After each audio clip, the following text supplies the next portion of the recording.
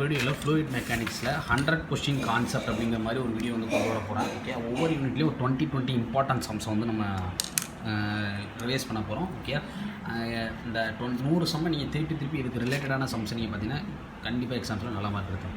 Okay, இதில் என்ன கேட்டிருக்காங்கன்னு first பார்க்கணும். அதுக்கான சிம்பிள் சொல்லிக்கணும். ஸ்பெசிஃபிக் வெயிட்னா ஸ்மால் டபிள்யூ, மாஸ் டென்சிட்டினா ரோ, ஸ்பெசிஃபிக் வால்யூம்னா நியூ பாரு, ஸ்பெசிஃபிக் கிராவிட்டி ஆஃப் 2 லிட்டர் வந்து கொடுத்துட்டாங்க. ஓகே, லிட்டரை மீட்டர் கியூபாக மாற்றோன்னா × 10⁻³ இந்த யூனிட் கன்வென்ஷன் தெரியல அப்படின்னா சொல்லுங்கள். ஓகே, அது நான் ஆல்ரெடி உங்களுக்கு புரிஞ்சிருக்கும். ஓகே,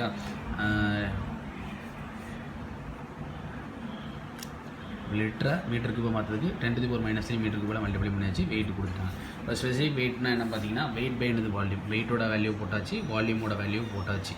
அப்போது வெயிட் என்னன்னு சொல்லுவோம், நியூட்டன்னு சொல்லுவோம். இது metre cube, metre cube.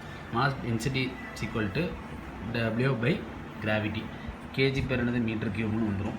Okay, அடுத்து நியூ பார் = 1/ρ. இது இந்த டென்சிட்டி கண்டுபிடிச்சது தலையில் போட்டிங்கன்னா ஆன்சர் கிடச்சிடும். அப்போ டென்சிட்டி யூனிட் என்னது கேஜி பர் மீட்டர் கியூப், இங்கே என்ன வரும் மீட்டர் கியூப் பர் கேஜி. புரிஞ்சிச்சா? அடுத்து வெயிட் ஆஃப் த ஆயில் எவ்வளோ கொடுத்துருக்காங்க பார்த்தீங்கன்னா 4.5 மீட்டர் கியூப்னு கொடுத்துருக்காங்க. வால்யூம் ஆஃப் ஆயில் வந்து மீட்டர் கியூப் கொடுத்துருக்காங்க. வெயிட் ஆஃப் ஆயில் வந்து 40 kN கொடுத்துருக்காங்க. கிலோ என்னன்னா 10⁻³ மல்டிப்ளை பண்ணிக்கலாம்.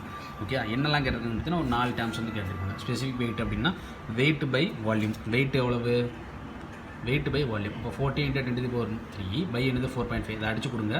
இது என்ன வரும், நியூட்டன்னு வரும். கீழே வால்யூம்னா என்னது மீட்டர் கியூப். இப்போ நியூட்டன் பெர் மீட்டர் கியூப், இங்கே 10⁻³ இருக்குனால என்னது கிலோன்னு எடுத்துக்குவோம். Okay, mass density of oil அப்படின்னா ஸ்பெசிஃபிக் வெயிட் பை என்னது ஆக்சலரேஷன். டபிள்யூவோட வேல்யூ என்னது, இங்கே வெயிட் கண்டுபிடிச்சது 8.89 × 10⁻³ ஏன்னா கிலோ அப்படிங்கிறத வச்சு செஞ்சாச்சு.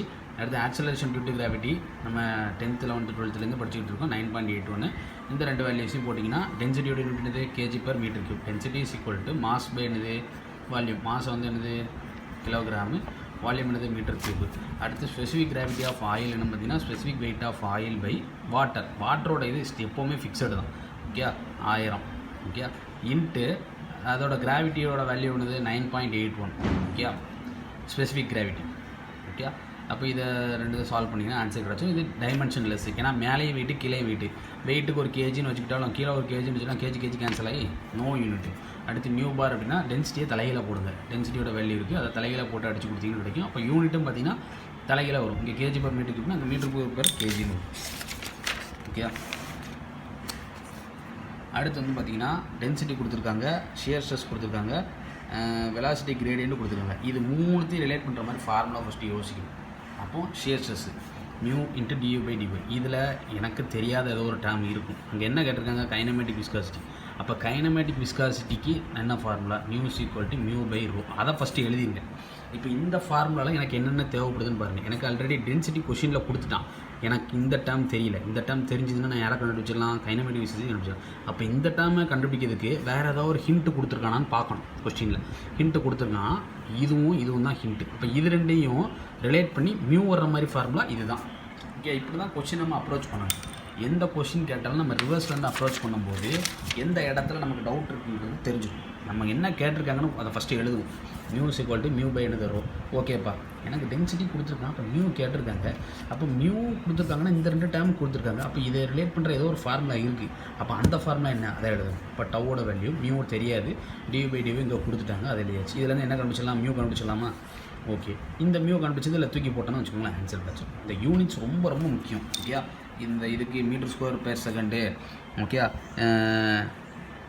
அது எப்படி ஸ்டோக்ஸாக மாறுது அப்படிங்கிறது யூனிட் கன்வென்ஷன் ரொம்ப முக்கியம். ஏன்னா இது கூட நிறுத்திடலாம், பிரச்சனை கிடையாது. ஓகே, மீட்டர்²/செகண்டு அப்படிங்கிறதோட. ஓகே, அங்கே என்ன பண்ணுறான்னு பார்த்தீங்கன்னா ஒரு பாயிண்ட் இங்கே தள்ளி வச்சோன்னு வச்சுக்கோங்களேன், ஸ்டோக்ஸ்ன்னு மாறிடும். அதாவது 1 மீட்டர்²/செகண்ட் = 10⁻⁻4 ஸ்டோக்ஸ் அப்படின்னு அர்த்தம். ஓகே, இப்போ இங்கே ஆல்ரெடி 10⁻³ இருக்குது. இந்த பாயிண்ட் இங்கே நவுளுது அப்படின்னா வச்சுக்கோங்களேன், 10⁻⁴ மாறிடும், இன்னொரு 10. ஓகே, அதனால் என்ன பண்ணுறான்னு பார்த்தீங்கன்னா இந்த யூனிட் கன்வென்ஷன் ரொம்ப முக்கியமானது. இதோட கூட நிறுத்திக்கலாம், அந்த ஸ்ட்ரோக்ஸை உள்ளே கொண்டு வந்து குழப்பணுங்கிற வேண்டாம்.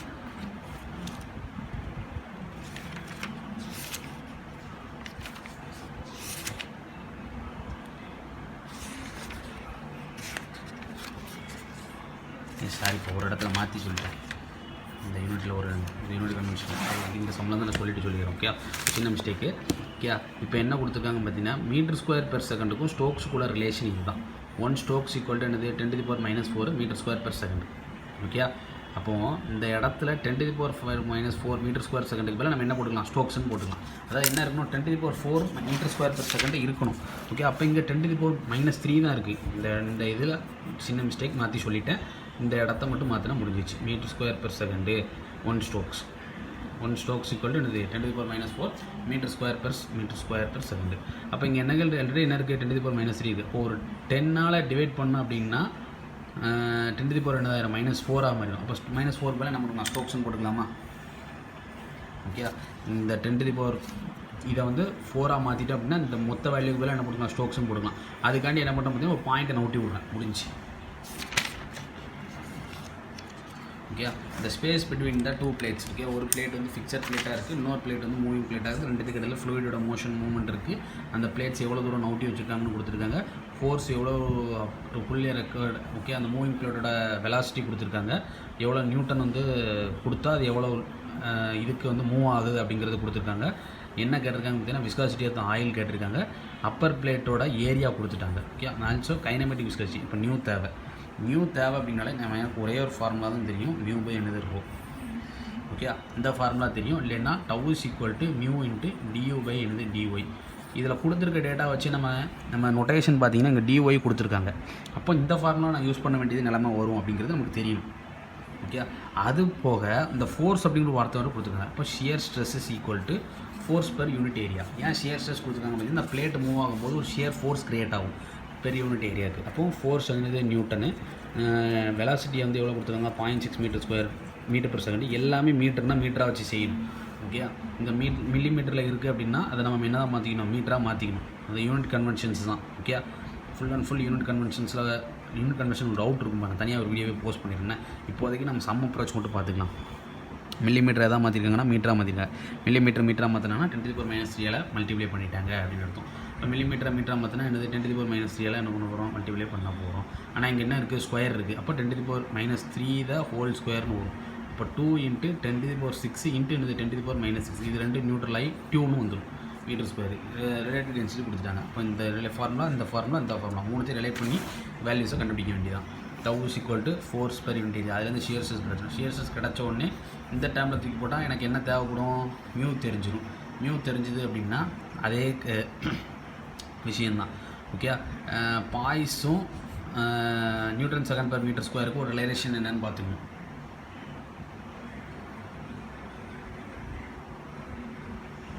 இப்போ ஒரு டிஜிட் 2 டிஜிட் தள்ளி வரணும். 10⁻⁴ ஒரு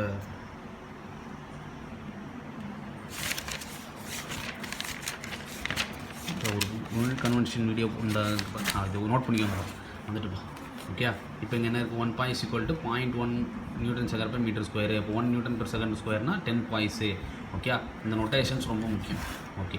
அப்போ இங்கே என்ன பண்ணுறோன்னு பார்த்தீங்கன்னா நியூட்டன் செகண்ட் பெர் மீட்டர் ஸ்கொயரை பாய்ஸாக நம்ம என்ன பண்ணுறோம், மாற்றோம். Okay. 1 newton second per metre square equal to 10 poise. Okay. இங்கே வந்து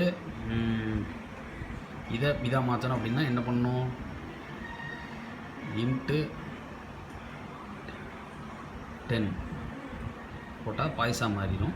இப்போ இன்ட்டு 10 போடும்போது 625 இங்கே என்ன பண்ணிக்கலாம், 100 போட்டுக்கலாமா, பை இது இன்ட்டு மேலே என்ன இருக்குது, ஒரு 10⁻³ இருக்குது. இன்ட்டு என்ன வரும், ஒரு 10. இப்போ பாய்ஸாக மாறிடும். ஓகே. இதை சால்வ் பண்ணும். இதையும் அடிச்சு கொடுக்கலாமா. ஓகே. இப்போ கீழே இருந்து 625 கீழே என்ன இருக்குது, 10 இருக்குது. மேலே என்ன இருக்குது, -3 இருக்குது. இப்போ 10 மேலே ஒரு 1 இருக்குது. மேலேருந்து கொண்டு வந்தால் 4 மாறிடும். இது என்னது, பாய்ஸு. அப்போ 625/10⁴. இப்போ பாயிண்ட்டுக்கு அடுத்து எத்தனை டிஜிட் இருக்கணும், 4 டிஜிட் இருக்கணும். பாயிண்ட்டுக்கு அடுத்து 4 டிஜிட் பாய்ஸ். ஓகே. அந்த மாதிரி தான் யூனிட் கன்வென்ஷனாக பேசிக்லேருந்து ஓரளவுக்கு நீங்கள் போட்டு சம் செஞ்சிங்கன்னா சால்வ் பண்ணிடலாம். ஓகே. புரிஞ்சுட்டு இது எப்படின்னு 1 நியூட்டன் பெர் சென்டிமீட்டர் ஸ்கொயர் சொல்லிட்டு 10 பாய்ஸு. அப்போ newton second per metre square நான் பாய்ஸாக மாற்றுறேன் அப்படின்னா 10 பாய்ஸ்ன்னு போட்டுக்கிறேன். ஓகே. இதோட வேல்யூ எனக்கு இங்கே இருக்குது. இங்கே பாயிண்ட்டுக்கு அடுத்து 2 டிஜிட் இருக்கிறதுனால 625/100 போட்டுக்கிறேன். 10⁻⁻⁻ போட்டுக்கிறேன். இது இன்ட்டு 10. இதை சால்வ் பண்ணால் வச்சுக்கோங்களேன், இந்த ஆன்சர் அடுத்து relative density is equal to relative density into என்னது இது 1000.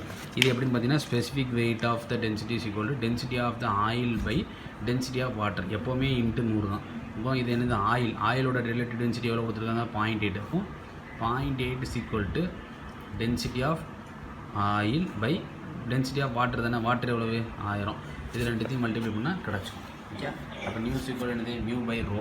மியூவோட வேல்யூவு ரோவோட வேல்யூ இதை போட்டு அடித்து கொடுத்தீங்கன்னா ஆன்சர் கிடச்சிடும். கைனமேட்டிக் விஸ்காசிட்டியோட யூனிட் என்ன மீட்டர் ஸ்கொயர் பெர் செகண்ட் அப்படிங்கிறது தெரியும்.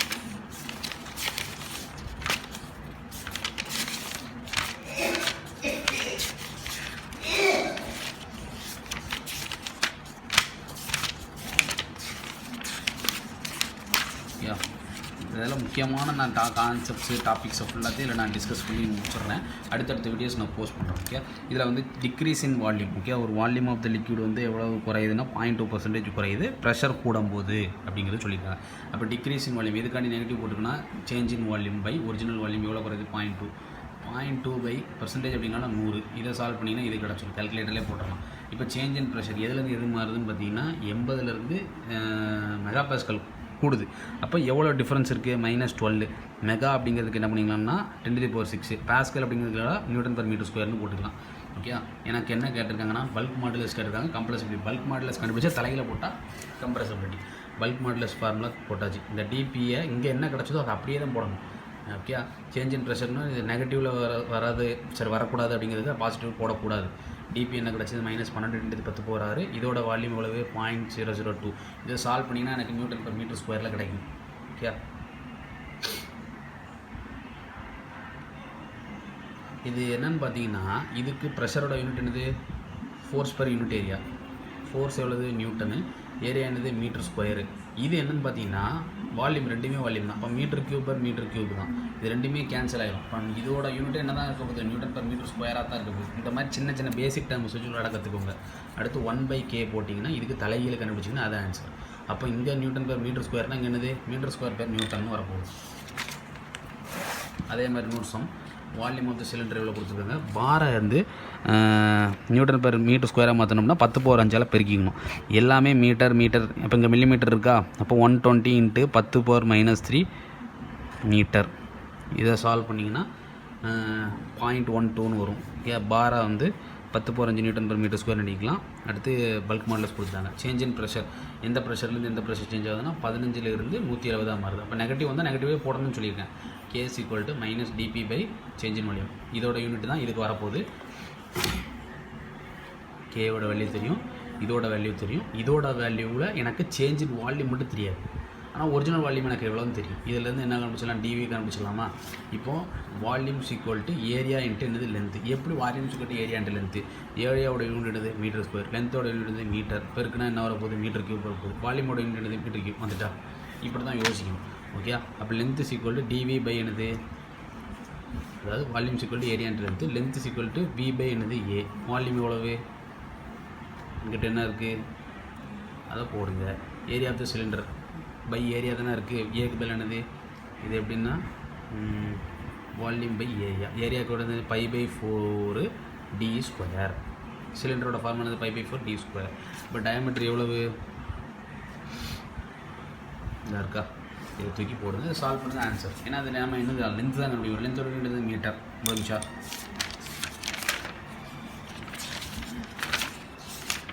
இதில் எது டவுட் வந்துன்னு சொல்லுங்கள். ஓகே, அடுத்து surface tension pressure difference face பண்ணது கேட்பாங்க. வாட்டர் அப்படின்னா அந்த பீட்டாவோட வேல்யூ 0. வேறு மெர்க்குரி அப்படின்னா வச்சுக்கோங்களேன். பேசிக்காக 130 டிகிரிலேருந்து 140 டிகிரி வரைக்கும் என்ன பண்ணுவோம் எடுத்து சால்வ் பண்ணுவோம். அதை நம்ம சம் வரும்போது பார்த்துடலாம். இந்த எப்போ வரப்போகுது பீட்டா = 0 வாட்டர் அப்படிங்கிறனால. ஓகே, டபிள்யூக்கு பதில் என்ன கொடுக்கலாம் ρgd. ஓகே, டயமீட்டர் வந்து பிரச்சனை இல்லை. இதுவும் மீட்டர் தான் இருக்குது, இதுவும் மீட்டர் தான் இருக்குது, போட்டாச்சு. ரோ என்னது 1000, ஏன்னா வாட்டர் தானே. இன்ட்டு ஸ்பெசிஃபிக் கிராவிட்டி என்னது 9.81. இது ரெண்டுத்தையும் மல்டிபிள் பண்ணால் இது போட்டிங்கன்னா எனக்கு என்ன தேவைப்படுது, எவ்வளோ தூரம் மெர்க்குரி ரைஸ் ஆகுது அப்படிங்கிறது கேட்டிருக்காங்க. போட்டாச்சு. அடுத்து கிளாஸ் டியூபோட டயமீட்டர் கொடுத்துருக்காங்க. வாட்டர் இருக்கும்போது எவ்வளோ சர்ஃபேஸ் டென்ஷன், மெர்க்குரி இருக்கும்போது எவ்வளோ சர்ஃபேஸ் டென்ஷன். இப்போ வாட்டருக்கு தனியாக கண்டுபிடிக்கணும். வாட்டருக்கு தனியாக கண்டுபிடிக்கும் போது காஸ் பீட்டா என்னென்ன ஆயிரும் 1 ஆயிரும். ஓகே. டபிள்யூக்கு பதில் என்னது ரோ ஜி.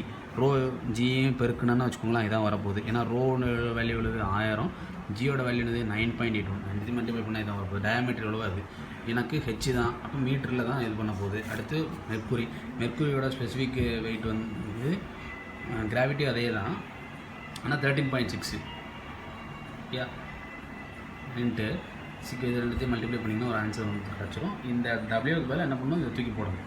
டயாமீட்டர் அதே தான். சர்ஃபேஸ் டென்ஷன் சாரி ஆங்கிள் சொன்ன பார்த்தீங்களா, பீட்டாவோட வேல்யூ 130லேருந்து 140 140 எடுத்து செஞ்சுருக்காங்க. அப்போ காஸ் ஆஃப் 140 டிகிரி இது கால்குலேட்டரை போட்டிங்கன்னா ரேடியன் மோடில் வச்சு போடுங்க. ஓகே, பீட்டாவோட வேல்யூ வந்துருக்கு, இதை போட்டிங்கன்னா கிடச்சிடும். ஏன்னா மெர்க்குரி வந்து என்ன ஆகும்னு பார்த்தீங்கன்னா ஃபால் ஆகும். இது சேம் சம் தான். ஹைட்டு மில்லிமீட்டரில் இருக்குது, இது மீட்ரு, இது நியூட்டன் பெர் மீட்ரு. அப்போ இதே என்ன பண்ணணும், மீட்டருக்கு வச்சு சால்வ் பண்ணணும், இல்லைன்னா இதை மீட்டருக்கு மாற்றணும். ஓகே இவங்க இந்த சம்மில் என்ன பண்ணியிருக்காங்கன்னு பார்த்தீங்கன்னா இதை மில்லிமீட்டர்லேயே வந்து வச்சுருக்காங்க. இங்கே கிடைக்கிற மீட்டருக்கு பார்த்தீங்கன்னா இதை மில்லிமீட்டராக மாற்றிட்டாங்க. யூனிட் கன்வென்ஷனை பொறுத்த வரைக்கும் என்டையர் சம் த்ரூ அவுட் வந்து சேம் ப்ரொசீஜர் ஃபாலோ ஆகும். ஓகே, நமக்கு தெரிஞ்ச ஃபார்முலா எழுதியாச்சு. கொஷினில் கொடுத்துருக்க டேட்டாவை அந்த நியூமரிக் அந்த வேரியபிள்ஸ் மாதிரி எழுதியாச்சு. ஹைட் வந்து எவ்வளோ கொடுத்துருக்காங்க, டயாமீட்டர் கொடுத்துருக்காங்க, பீட்டா சிக்மா, இது எல்லாத்தையும் தூக்கி போடுங்க. டபிள்யூ ஈக்குவல் டு இந்த இருக்குது பார்த்தீங்களா ரோஜி டயாமீட்டர் எவ்வளோ அது போட்டாச்சு. இப்போ மைனஸில் வருதா. இப்போ actual height of the mercury எவ்வளோ தூரம் இதாகுதுன்னு பார்த்தீங்கன்னா ஹைட் ஆஃப் த மெர்க்குரிலாம் ஃபஸ்ட்டு எவ்வளோ இருக்குது 7.61 இருக்குது. ஓகே, அடுத்து கேப்லரி டிப்ரெஷன் எவ்வளோ கூடுது குறையுது, இந்த நெகட்டிவ் வந்திருக்கு அப்படின்னா நெகட்டிவ்னு போடுங்க. ரெண்டுத்தையும் சால்வ் பண்ணால் கற்றுக்கிச்சு. புரிஞ்சிச்சா. அடுத்து ப்ரெஷர் டிஃப்ரென்ஸ் பேஸ் பண்ணது. Calculate the pressure difference inside and அது என்ன கொஷின்னு பாருங்கள். சோ பபுளுக்குள்ளே ஃபார்முலா எழுதுங்க, முடிஞ்சு. சிக்மா அப்படின்னா சர்ஃபேஸ் டென்ஷன் தெரியும், டி அப்படின்னா டயாமீட்டர். இது மீட்டர் வச்சு செஞ்சுருக்காங்க, வச்சு செய்யுங்க. ஓகே, மீட்டராக மாற்றுறதுக்கு 1 millimetre equal to 10⁻³ metre. Okay, unit convention ரொம்ப ரொம்ப முக்கியம். ஓகே, அடுத்து வந்து ட்ராப்லெட், வாட்டர் ட்ராப்லெட். இப்போ 4 σ/d, இதை 2 மார்க்கில் வந்து வரும். ஓகே, 4 σd அதை போட்டிங்கன்னா ஆன்சர் கிடைக்கும். அடுத்து வந்து என்னது சோப் பபுள் 8 σ/d இப்போ தான் பார்த்தோம். ஆனால் அதில் என்ன கேட்டிருக்குன்னா அப்சல்யூட் ப்ரெஷர் கேட்டிருக்காங்க. அப்போ அப்சல்யூட் ப்ரெஷரையும் இந்த பபுள் ப்ரெஷர், இது பபுள்னு வச்சுக்கோங்க, பபுள் ப்ரெஷரையும் அட்மாஸ்பியரிக் ப்ரெஷரையும் ரிலேட் பண்ணுற அப்சல்யூட் ப்ரெஷர் என்னன்னு பார்க்கணும். அந்த அப்சல்யூட் ப்ரெஷர் கேட்டிருக்காங்கன்னா ரெண்டுத்தையும் ஆட் பண்ணுங்கள். அப்போ ரெண்டுத்தையும் ஆட் பண்ணிங்கன்னா முடிஞ்சு.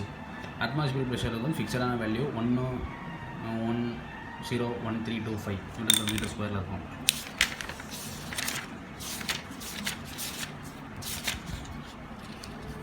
ஓகே, அடுத்த வீடியோவில் இதோட பார்ட் 2 கண்டிப்பாக